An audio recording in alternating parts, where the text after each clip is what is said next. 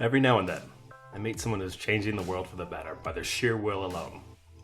Whether they're authors, activists, or adventurers, these people are blazing a path with their deep enthusiasm and allowing the world to follow. Their passion is strong, and my passion is to tell their stories. I am Brian Platt, and this is Passion Project.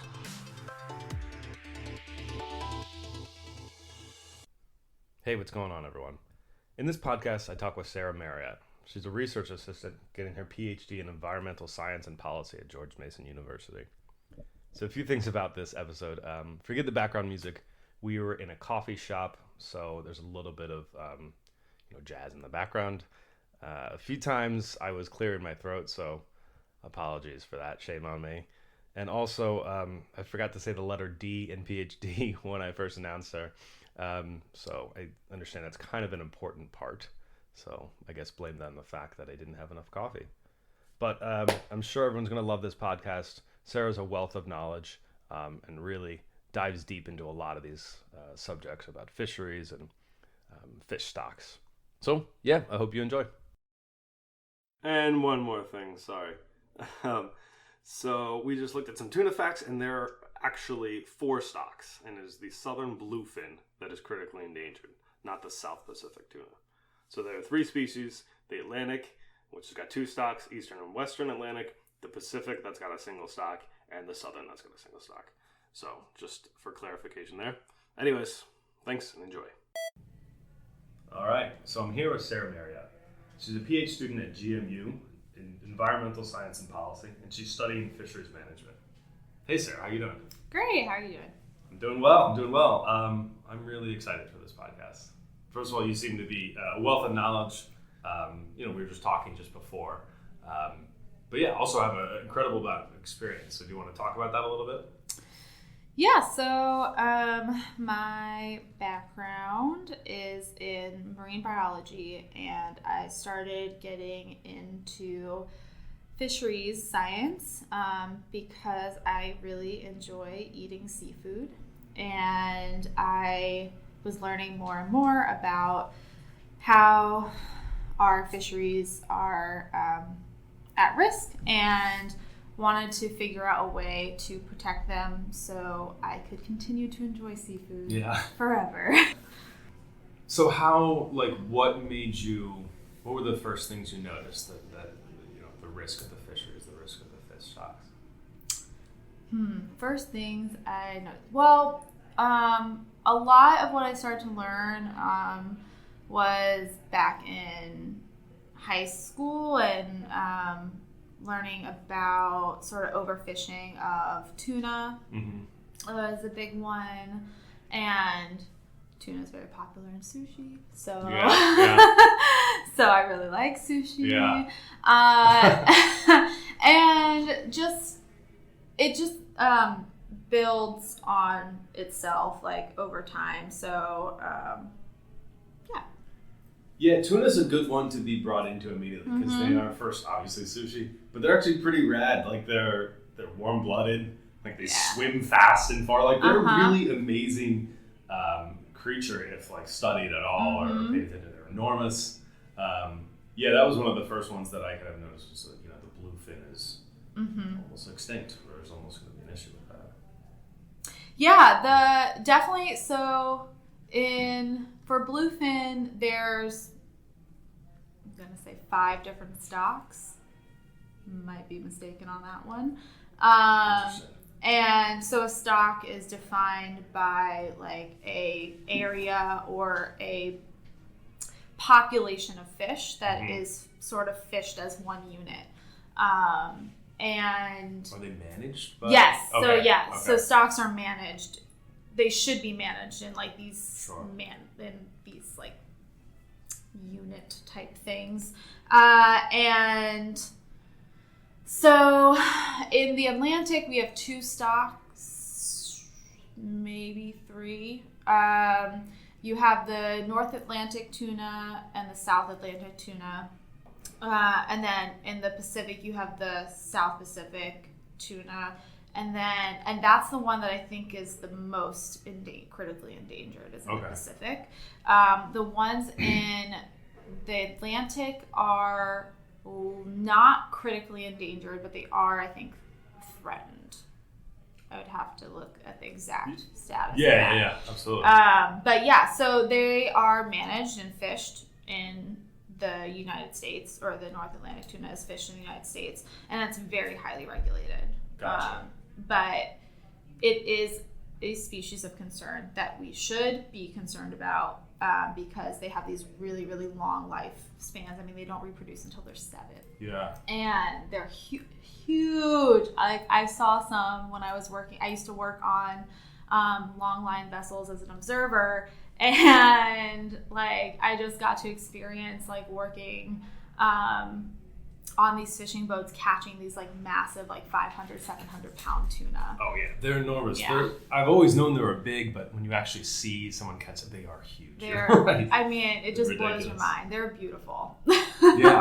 Yeah, they are. Mm-hmm. And so when you're saying we, are you just saying the U.S. as a whole? Like those are our quote unquote stocks, or is that just stocks that are managed by different countries? And like, how does that relationship flesh out? Or so for tuna, there are international cooperations because they're classified as highly migratory species. Right, they've got to travel all over the place. Yeah, so they go from the Gulf of Mexico all the way to Canada.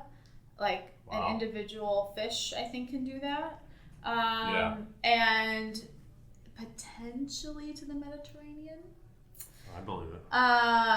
And so I know the Mediterranean is a spawning ground for bluefin. Okay. And then they come out to the Atlantic, and whether or not they cross the Atlantic, I think, is up for debate right now. Mm-hmm. And there's a lot of people who are trying to prove that there's a link between the Mediterranean stock and the Western Atlantic stock, which is ours. And so it's international. There's international regulations that we have to adhere to, but also the United States has their own like set of regulations as well. Oh, okay. Mm-hmm. So on top of those other regulations. Yeah. Interesting. And how do they manage? I mean, it's obviously not, quarantined off, mm-hmm. but like, how do they manage them because they've got to travel so far? Are they tagged? Or are they like? No, it's just by catch limit. So it's by gear and catch limit. So what type of gear is a boat using, and that will determine how many fish they're allowed to catch. So for example, long line boats are they get a poundage. They're allowed to catch a certain amount of pounds, which works out to about like 6 bluefin per year. Oh, okay. Mm-hmm. Okay. That seems manageable. Mm-hmm. And how? Okay, so that gets you in, right? That gets your foot in the door. That gets your interest. Where does it go from there? Where does how did you know? Okay, further than interest, I'm invested in this. Like, this is my life. This is exactly what I want to be doing. I mean, this is gonna sound so corny, but Go for it, I mean, the sea. Like, I love the sea. Like, I love it. Just like calls to me. Working. Does not sound corny at all. I mean, I get it. I know, like being in Wellington, like. I get it. But also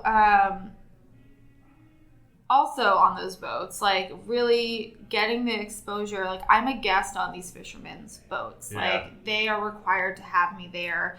They're not always happy to have an observer on board, but you have a real opportunity to work with a direct stakeholder of these policies, and they are fishing not because they want to, strip the ocean of all these resources. They're fishing because they want to feed their families, they want to feed America. Mm-hmm. And they're working really hard, like the hardest workers ever, in order to do this. And I mean, it's their life, and you have to be able to connect with them in order to really make effective policy later down the line. Yeah. Otherwise, if they're against you, like if you don't communicate appropriately, you can't get things done. That's something I've talked to a lot of people from a lot of different nonprofits around the world, Mm-hmm. and that's like the thing that they say. Yeah. Time and time again. And it's what separates the successful ones from the unsuccessful ones. So a really good example of this is a boat that I was on, or a captain of a boat that I was on. And where was this? It was off of North Carolina. Okay. And the captain was sort of giving me a rough time, like rougher than most boat captains, and he basically just said, like, why are you here? Why are you doing this? Are you just some environmentalist? And like, yes, I'm an environmentalist, but at that moment, that was not the correct response. Yeah. And did you say yes? No. Okay, I definitely did not say yes. Like, I took off my environmentalist hat while I'm on the boat. And what I said was like, look, I'm here because I want to learn about this industry. And I hope that by working with you and by learning things as an observer, I can use that knowledge in order to make better policies and help American fishermen down the line. Yeah. And he just was like blown. I mean, he was speechless. He said that nobody had ever said that to him before. Really? Yeah. And like, yeah. That's perfect. That was just it. So. Did you remember it for later, in case someone else asked you? Oh yeah, absolutely. Yeah. No, and I mean, it's not just a line. Like, it's truly how I feel. So, like, American fisheries, I think, are really important to the sustainability of fisheries overall, because America has some of the best regulated fisheries, and not if we don't have a supply from American fishermen, the demand isn't going to go away, and that demand is going to be gapped by foreign imports. Somewhere else, which is what we're talking about at first, before we even started recording. But yeah, that seems to be a tricky situation, and something maybe conveyed that I'm sure that American fishermen are pretty acutely aware of. They're, yes. Either their catch is going overseas, or a lot of stuff is being imported, and their jobs are on the line because of it. So if you think about it that way, then you are absolutely in their corner. Yeah. For the long run, especially. Absolutely. And I think most people working in fisheries, I think, feel that way overall. Maybe I shouldn't speak for everyone, but from many people that I've spoken with, it's very much, we want to see the success of fisheries in the long term. Yeah. There is an aspect of conservation, but there's also this economic and prosperity aspect to it. I mean, you started off saying you love to eat fish. Yes. I mean, we're not going to change that. We're not going to change people's desire to eat fish. It's healthy food if sourced properly. And there is a way to get both to be an environmentalist, but also to understand that there's a whole industry behind it that needs to survive. Okay, and so let's chat a little bit about the obstacles that you've encountered. We've kind of talked about them a little bit, but even the fact that we have a lot of foreign fish, or even other fish stock issues. I'm sure there's no end to them. So with foreign imports, that is something that I have become really interested in, especially in relationship to wanting to support American fisheries. Somewhere between 60 and 90% of fish sold in the United States is imported. And some of that is because American catch is being shipped abroad to be processed and then coming back. Yeah. It's just crazy. It's I know. cheaper to freeze it, to ship it somewhere, and to, I don't even know, to debone it, freeze it, prepare it, and bring it back here than it is to ship it nationally within the States. It's a little sad. I read Paul Greenberg's American Catch that's exactly what it was about. Yep. And I just downloaded that. It's a really good book.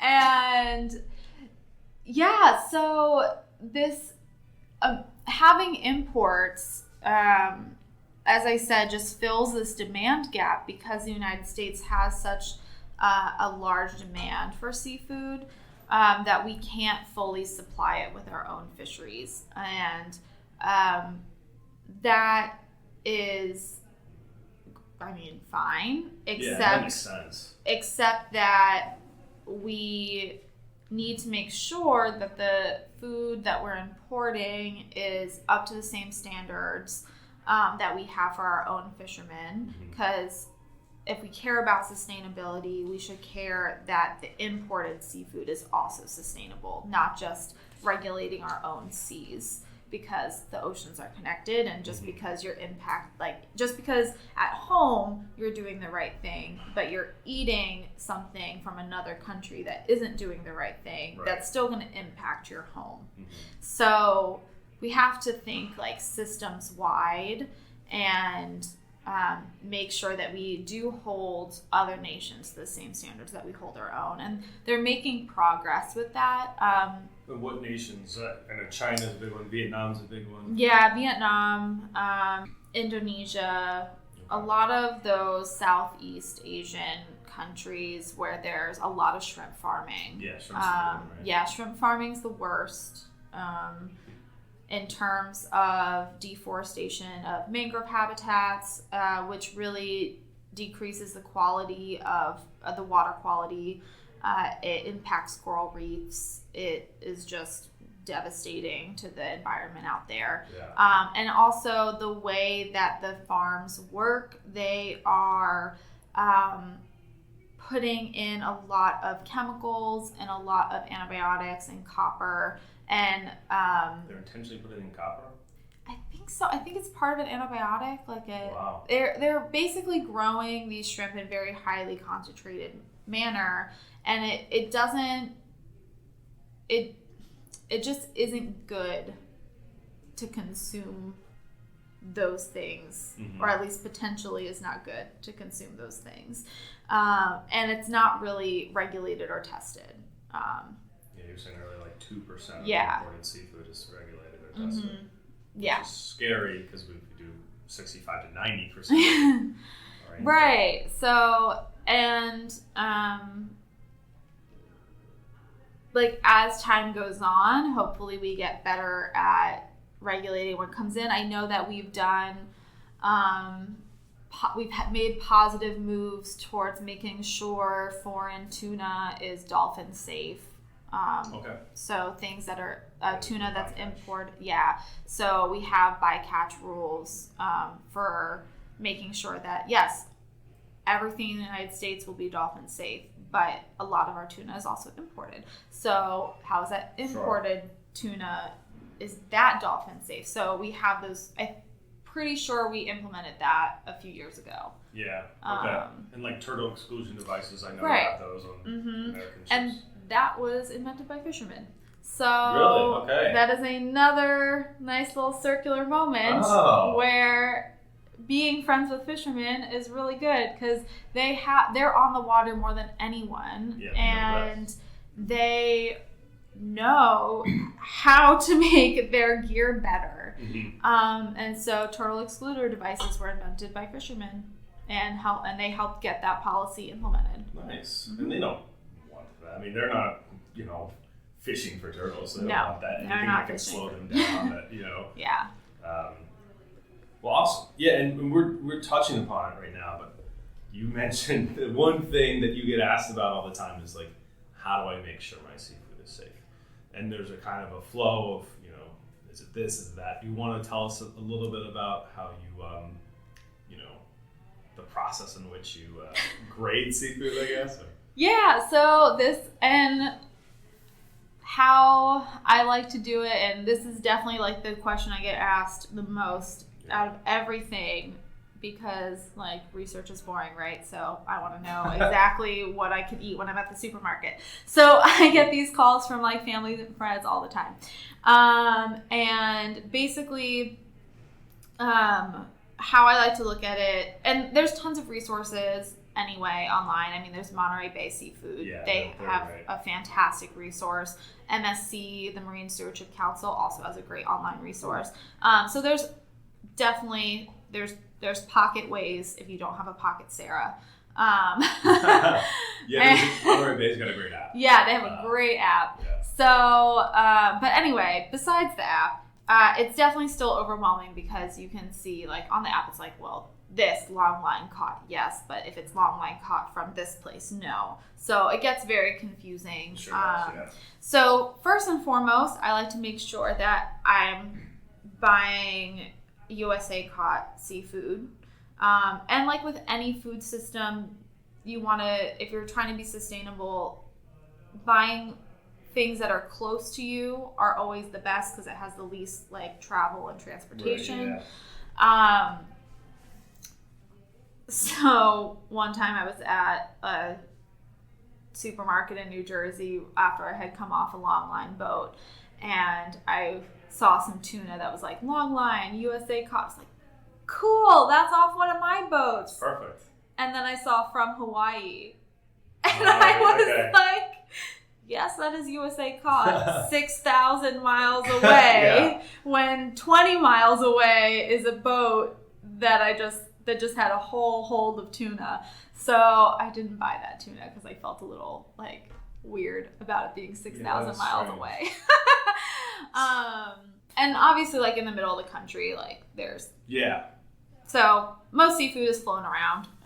So it's pretty fresh regardless. But so USA caught, number one, because I think we should support American fishermen. We should support our regulations because we have some of the best in the world. Which in turn supports American fishermen and the fish stock. Is just having that extra set of regulations. Exactly. So there you go. It's like, you are looking out for the fishermen. You are looking out for the sustainability of the whole species. Yep. And number two, if there's also this farmed versus wild caught debate, and that really depends on, again, where it's sourced versus where or like how the farming practices are. So I already mentioned like shrimp farming. I wouldn't buy farmed shrimp from Asia at all personally. But farm shrimp from the Gulf of Mexico is a little bit better. Again, U.S. regulations make it a little bit better. I also eat wild caught shrimp from the United States, East Coast shrimp. Love me some East Coast shrimp. But I really, like when I come down to North Carolina from D.C., I go home with like 4 pounds of shrimp. Yeah. And there's also like isn't farm salmon bad? Well, there's always like bad actors in any industry, but I don't think on a whole that we can discount farm salmon. I think it's really vital, and farm seafood, especially U.S. farm seafood, is so vital to making sure that we can meet our seafood demand if we don't want to continuously import. And there's nothing wrong with importing seafood. It's just making sure that everything's responsible. And you have the most food. It's harder. So you have the most control over that when it's on sort of your home turf. And it's good for jobs and like the economy. If we have this whole new industry of farm seafood that we don't really have, but that Asia, like China has had aquaculture for like thousands of years. So that's a very well developed industry over there, while here we're very hesitant to jump into it, other than like oysters and scallops. Sure. And we have lots of clamming aquaculture and oyster aquaculture, which most people don't have a problem with because it has all these very positive environmental benefits with cleaning up local water.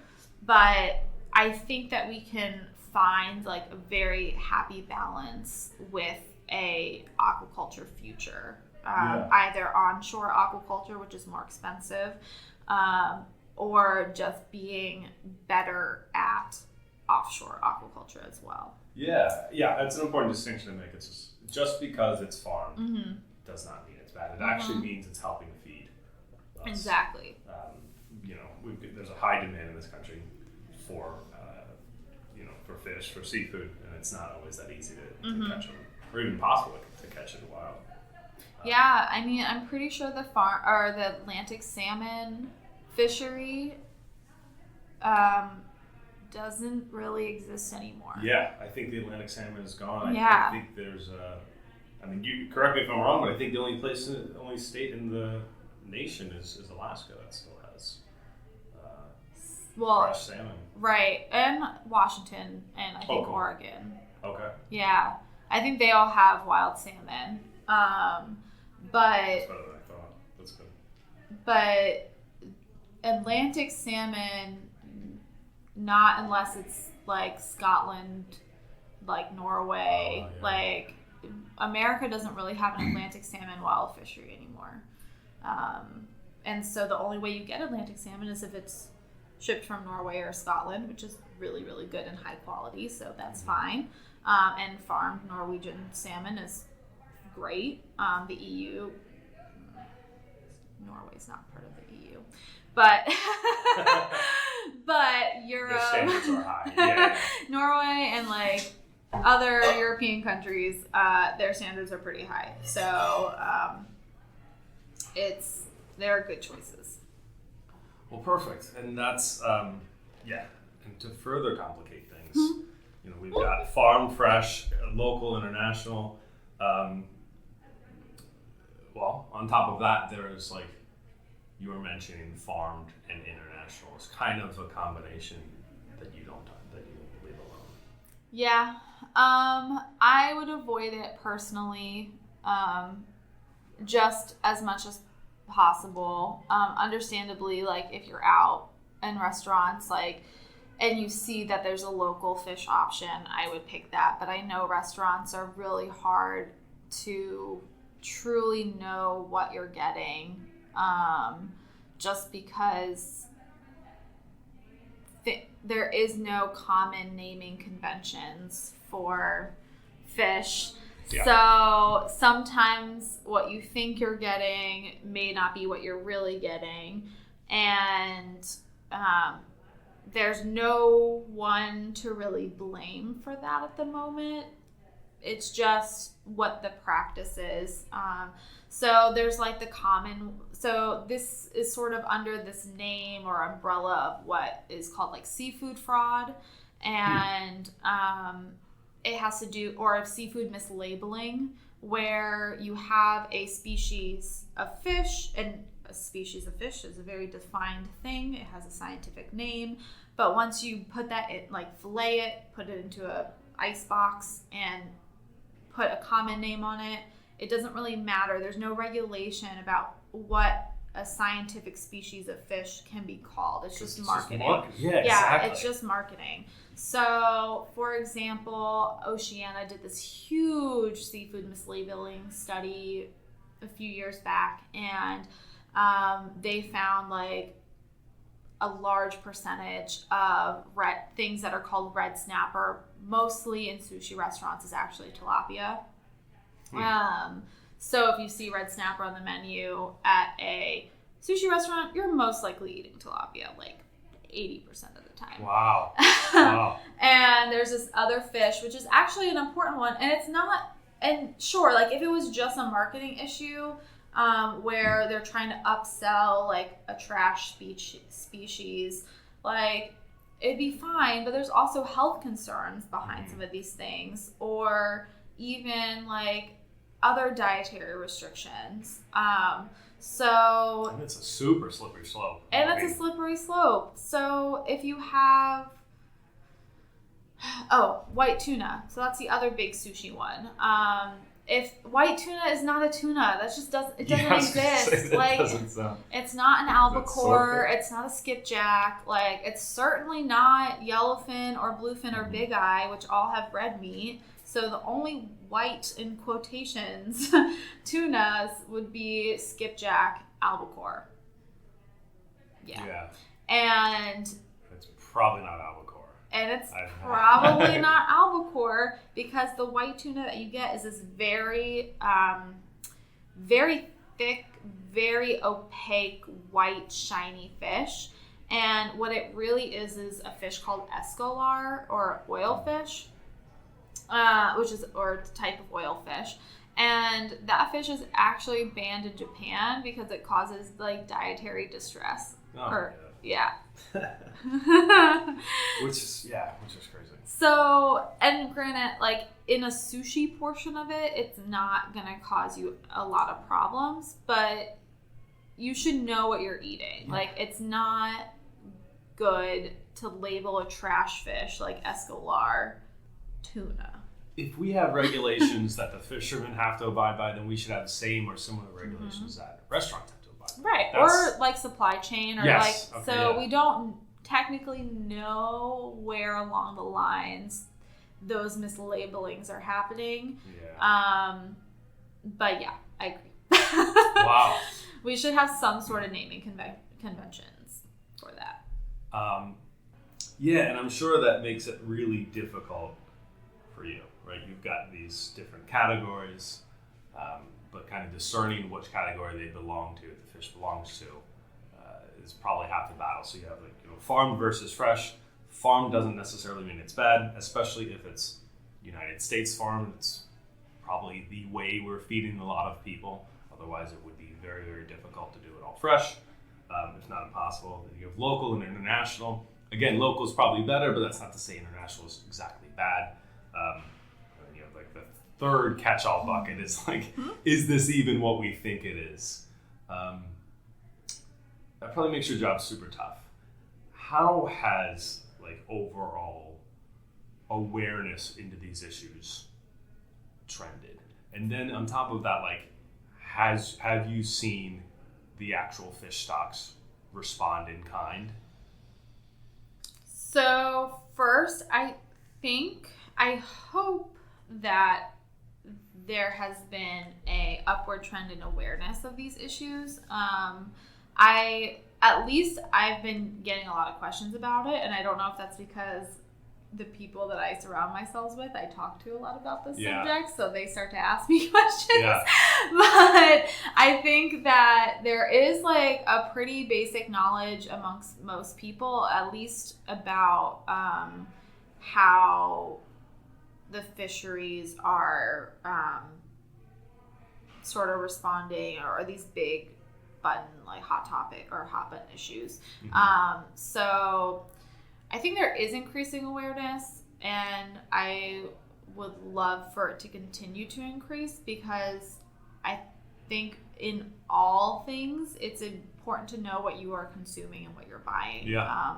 It's only fair to yourselves, and it's only fair to the suppliers. So you wouldn't want to like go to a coffee shop and order your favorite drink and then them give you like something completely different. So why would you accept that same level of difference in your seafood? Or find out it was sourced like terribly. Yeah. Exactly. Yeah, I get that. And then so the second half of that question was... Yeah, so how have the trends of the overall fisheries, have they increased? So that's a hard question to answer. It's very dependent.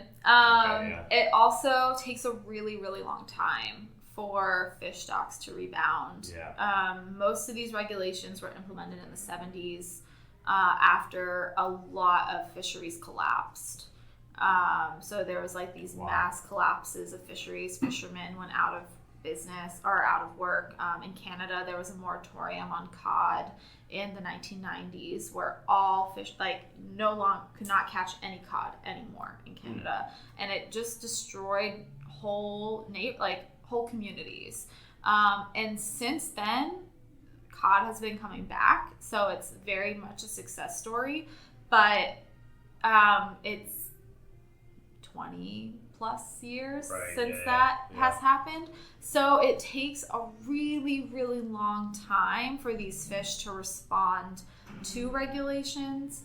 And it means that we have to have this very long-term policy stance where we make sure that what we're doing isn't just like a political cycle. We want this to withstand multiple political cycles and be this vision that we want for our like larger community or like local community, nationwide community, and global community to really have a sustainable food source, because fish really can be a sustainable food source. Yeah, absolutely. Sarah, thank you so much for your time. I really appreciate that. That was great. We'll make sure to do it again. Yeah. And dive deeper into some of these other subjects. Cool. Yeah, thank you. Thanks for joining. If you liked that episode, feel free to rate, view, and subscribe. That actually really helps. If you haven't seen it yet, take a look at the accompanying blog. Don't forget yourboots.com, where you can read more and see photos for all the interviews. Until next time, take care.